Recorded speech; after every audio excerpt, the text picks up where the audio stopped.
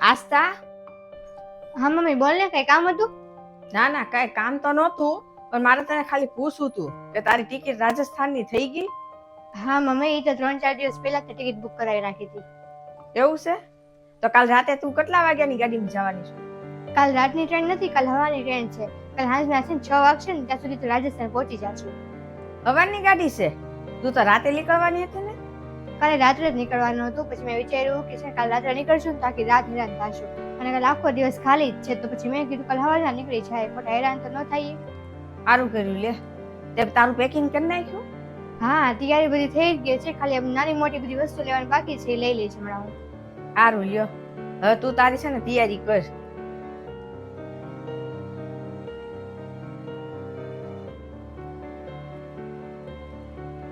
અને મમ્મી, હા બોલ. તું બહાર હાલવા જા છો ને? હા, કેમ? તારે કઈ કામ હતું? એ છે ને મારા અમુક કપડા છે ને તારા કબાટમાં રહી ગયા છે, તો મારે જોતા હતા, પણ કઈ વાંધો નહીં, તું હાલવા જા, જ્યાં સુધી હું તારા કબાટમાંથી લઈ લઉં. હા, કાઢી લે તારા કપડા. એમાં પૂછવાનું હું?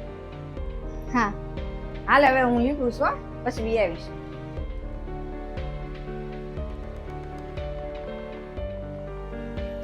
જાશો તું હવે? હા મમ્મી, નીકળું છું, ટ્રેનનો ટાઈમ થઈ ગયો છે, તારું ધ્યાન રાખજે. હા, હું તો મારું ધ્યાન રાખીશ જ તે, પણ તું તારું ધ્યાન રાખજે.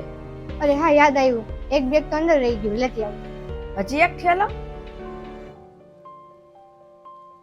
આ તું 5 દિવસના પ્રવાસમાં કેમ તું 2 થેલા લઈ જશ? હું મમ્મી, 2 જણાનો સામાન એક બેગમાં થોડી આવશે? 2 જણા? કોણ 2 જણા? હું અને તું. પણ હું ક્યાં તારી હારે આવું છું? કેમ? તું કેમ નહીં આવ મારી હારે? આ તારું વેકેશન છે, તારે જ્યાં ફરવું હોય ત્યાં ફર, મને હું ને હારે લઈ જશ, અને તું તો તારી બેનપણી હારે જશે, એમાં મારું શું કામ? એવું છે? તો જ્યારે હું નાની હતી ત્યારે તું અને પપ્પા કેમ મને હારે લઈ જતા હતા, જ્યારે તમે ફરવા જતા હતા ત્યારે? અને અમુક વાર તો તમારો પ્લાન કેન્સલ થઈ ગયો હતો મારા કારણે, અને છે ને ત્યારે તમે નહોતું વિચાર્યું મને હારે લઈ જતા કે હું નાની છું એમ. હવે હું ઓલે વિચારું કે તારી ઉંમર થઈ ગઈ છે, તને હારે ન લઈ જાવ એમ. પણ ગઢા માણસોમાં છોકરામાં ફરક હોય. હા, ફરક હોતો હશે, પણ મારી માટે નહીં. જ્યારે હું નાની હતી ત્યારે તે મારા બાળપણમાં મારો સાથ નથી છોડ્યો, તો હવે તારા ગણપણમાં હું તારો સાથ ન છોડું મમ્મી. પાક્કું મેં ઓલા જન્મમાં છે ને કર્મ હારા કર્યા હશે, એટલે મને છે ને તારી જેવી છોકરી મળી. હવે પહેલા જન્મનું છોડ, આ જન્મનું કર. હવે વધારે કઈ વાતું કરીને તો છે ને ટ્રેન છૂટી જશે. ચાલ ફટાફટ. હા, હવે હાલ. મમ્મી, મારે કાલ સવારે છે ને મીટિંગ છે ને, તો મારે છે ને વહેલા 5 વાગે નીકળવું પડશે. હા, કાંઈ વાંધો નહીં.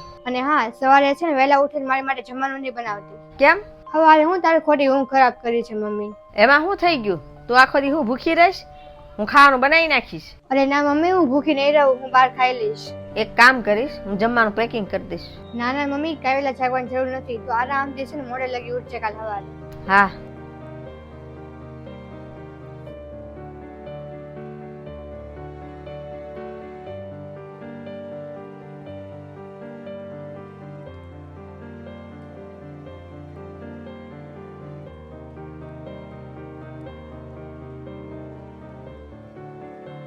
મમ્મી, મેં તને કાલ રાત્રે નહોતું કીધું કે વહેલા તારે ઉઠવાની જરૂર નથી, હું બહારથી ખાઈ લઈશ?